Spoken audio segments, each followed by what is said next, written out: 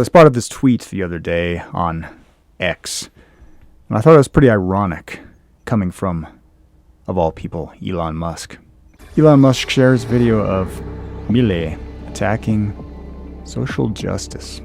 And if you haven't heard of this guy by now, Javier Milei, I don't know what planet you've been living on, but this guy he's been likened to an Argentinian Trump, basically.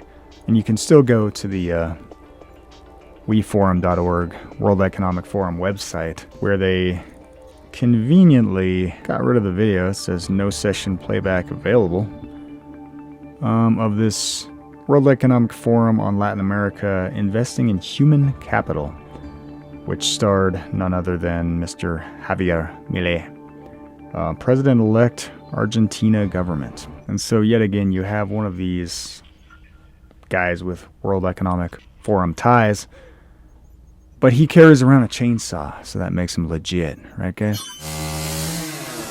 He wields a chainsaw and acts like a lunatic, and so he couldn't be controlled opposition, right?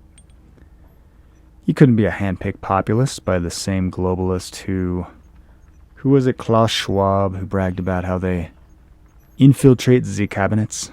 What we are very proud of now, the young generation, like Prime Minister Trudeau, President of Argentina and so on, that we penetrate the cabinets. Not this guy. This guy's different. And so accordingly, the quote-unquote richest man in the world, rebranded conservative Elon Musk, just recently gave him the Musketeer seal of approval, I guess, by posting out this interview of Javier Milei talking about social justice. And I'll play just part of it here. And I'll go ahead and do a voiceover for y'all so you don't have to sit there and read. When you adhere to the ideas of social justice, which means the redistribution of income, what you are really doing is using the repressive state apparatus you can take from the successful to distribute it capriciously according to the wishes of whomever is in power. So what about that oppressive state apparatus, which is used to take away from the more successful and to give to the less deserving, let's say? Well, that's the whole history of Elon Musk's car company, Tesla. Because it wasn't until just recently, as this article put it, July 26, 2021, Tesla finally made a profit without the help of emissions credits, a milestone for the company. So it wasn't until 2021 where they actually made profit without redistributing the wealth of more successful automakers because of this giant global carbon scheme. Tesla has made hundreds of millions of dollars selling tax credits to other automakers. Now we know who bought them. Since 2012, Tesla made more than $1.7 billion selling regulatory credits to other automakers. The buyers of those credits, which purchased them to make up for shortfalls in their own zero-emission vehicle sales, have previously been shrouded in secrecy. However, Bloomberg News reported on Monday that both General Electric Motors and Fiat Chrysler automobiles are two of the buyers, citing state filings in Delaware. News of FCA's credit buying in the U.S. follows reports that the company said it would also pay hundreds of millions in euros in order to count Tesla electric vehicles among its own fleet, thus avoiding hefty fines from European Union regulators. It sure pays to be on the good side of government, doesn't it, Elon? And here's another article from 2 years ago. Volkswagen China venture buys green credits from Tesla to meet local rules.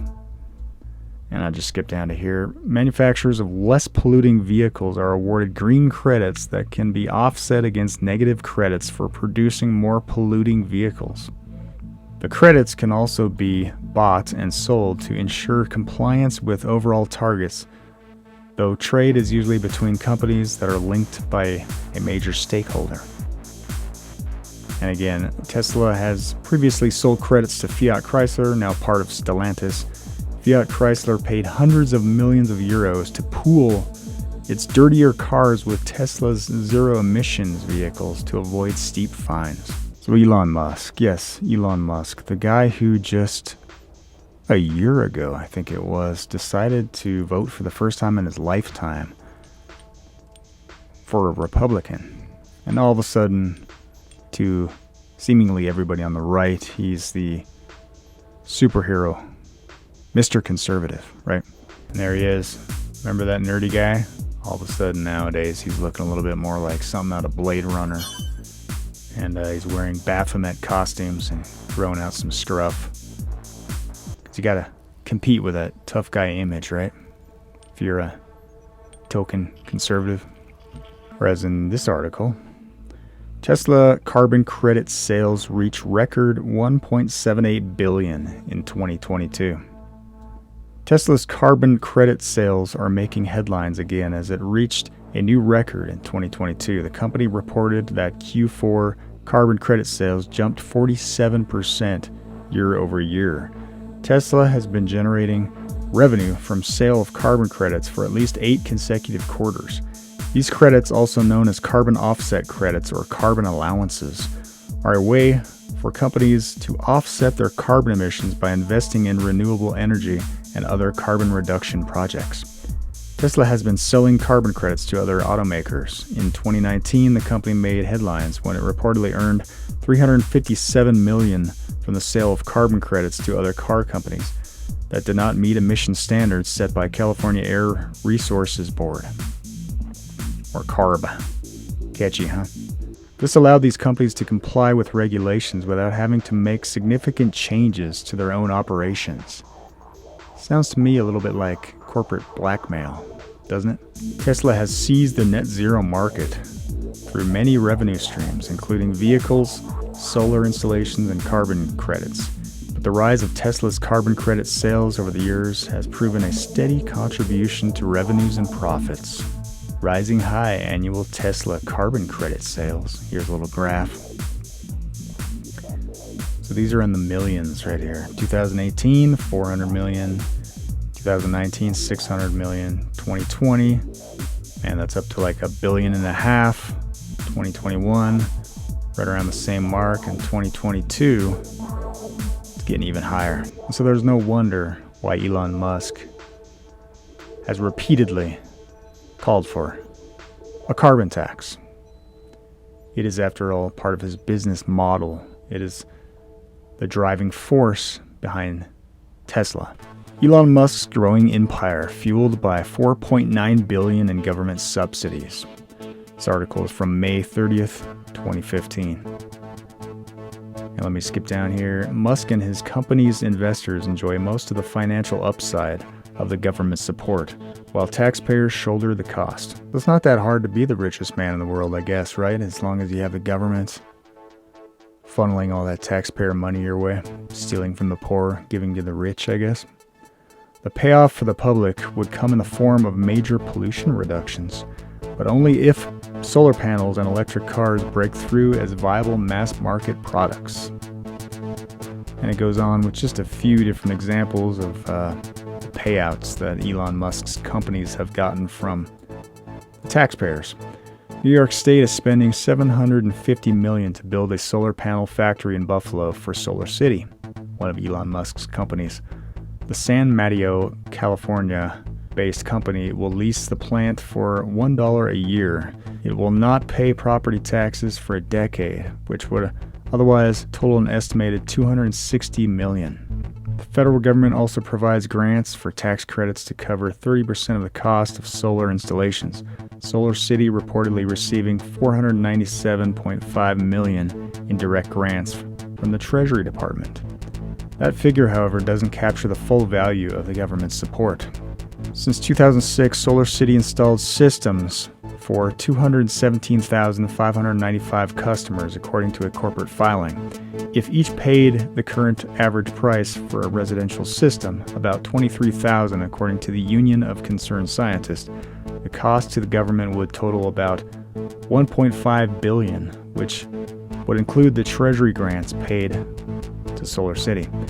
Nevada has agreed to provide Tesla $1.3 billion in incentives to help build a massive battery factory near Reno. The Palo Alto company has also collected more than $517 million from competing automakers by selling environmental credits. In a regulatory system pioneered by California and adopted by 9 other states, automakers must buy the credits if they fail to sell enough zero-emissions cars to meet mandates. The tally also includes some federal environmental credits. That's what we talked about a little bit earlier. On a smaller scale, SpaceX, Musk's rocket company, cut a deal for $20 million in economic development subsidies from Texas to construct a launch facility there. Separate from incentives, SpaceX has won more than $5.5 billion in government contracts from NASA and the U.S. Air Force. And so further down here, it talks about how Tesla buyers also get $7,500 federal income tax credit and a $2,500 rebate from the state of California. The federal government has capped the $7,500 credit at a total of 200,000 vehicles per manufacturer. Tesla is about a quarter of the way to that limit, and all Tesla buyers have qualified for an estimated $284 million in federal tax incentives and collected more than $38 million in California rebates. So all the tough talk from Elon Musk about how horrible place California was, I guess he's kind of biting the hand that fed him a little bit there. Moving on down to Texas with his big old 10-gallon hat on. Acting like a cowboy these days. Oh, man. You gotta love this guy. So the government pretty much made the guy. I mean, you can see you can look at all the wonderful things that Elon Musk has created.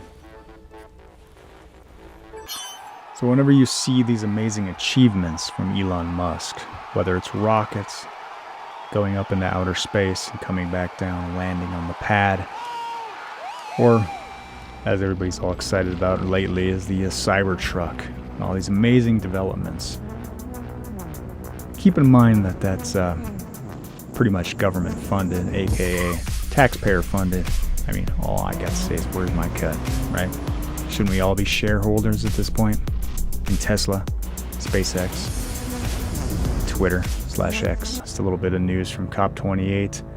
COP28 President sparks outcry after he claims there's no science behind fossil fuel phase-out. And there he is, looking a little nervous. Here's the original article. COP28 President says there's no science behind demands for phase-out of fossil fuels. There he is, Sultan El Jaber.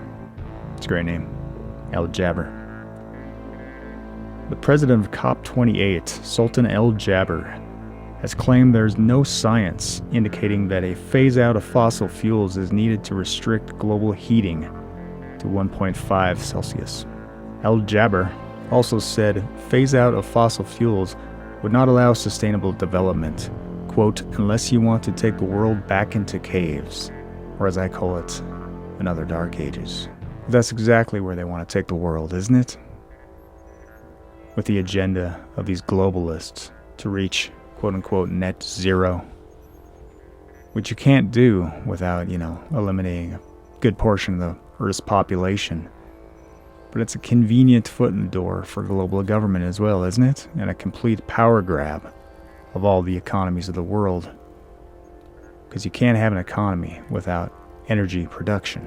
That's why we have guys like climate envoy Skull and Bones Kerry here, making statements such as, no coal plants should be permitted anywhere in the world. What's that going to do to the local economies when you get rid of energy production? So that's my take on the quote-unquote richest man in the world, aka quite possibly the world's biggest hypocrite, Elon Musk.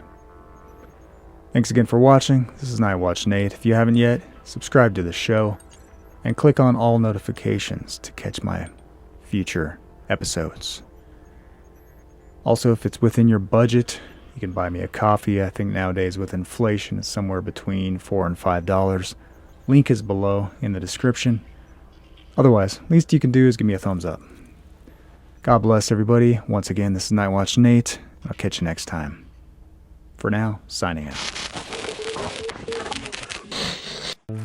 This is a climate damn emergency. This is real, and it's happening. This is the perfect storm. It is happening in unprecedented ways, year in, year out. I mean, you can exhaust yourself with your ideological BS. When you have a heat dome over the entire west coast of the United States, when you have temperatures, record-breaking temperatures, record droughts, then you've got something else at play. And that's exactly what the scientists have been predicting for half a century. It is here now.